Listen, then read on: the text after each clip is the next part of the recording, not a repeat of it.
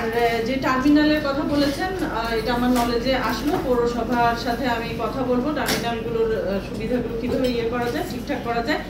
আর সড়কের যেই ইয়েগুলো ছিল, অতিবৃষ্টির কারণে বিভিন্ন জায়গায় ভেঙে গিয়েছিল বা মেরামতের বিষয়গুলো ছিল, সেগুলো টাইম টু টাইম আমি রোডসের এক্সএন মহোদয়কে বলেছি। ওনারা এখন যেহেতু বৃষ্টি আর নাই, এটা এখন ঠিক করার জন্য পরিকল্পনা নিয়েছেন এবং ভবিষ্যতে যেন বৃষ্টিতে আর সড়কের এই ধরনের দুরবস্থা না হয়, সেই ক্ষেত্রেও অবকাঠামোগত নির্মাণ সামগ্রী ইউজ করলে এটা আর ভবিষ্যতে আর ভাঙবে না, সেই ব্যবস্থাটা ওনারা নেবেন বলে আশ্বাস দিয়েছেন।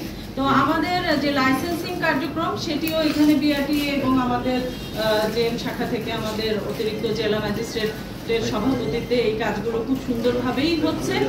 যেটি আমাদের অতিরিক্ত জেলা ম্যাজিস্ট্রেট বলল, যে কোনো দালালের খপ্পরে পড়ে লাইসেন্স পাবেন এই আশা করা যাবে না।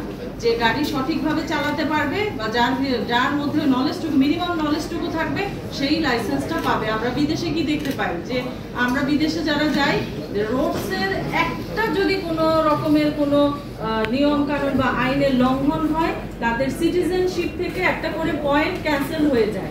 এই ধরনের ব্যবস্থাপনা সেখানে আছে এবং প্রত্যেকটা জায়গায় জায়গায় ক্যামেরা সেট করা আছে। কেউ যদি কোনো রকমের কোনো আইনের ব্যত্যয় করে, সেটা সাথে সাথে রিপোর্ট সেন্টারে চলে যায়। তারা রোড সেফটির ব্যাপারে এতটাই তারা কনসার্ন।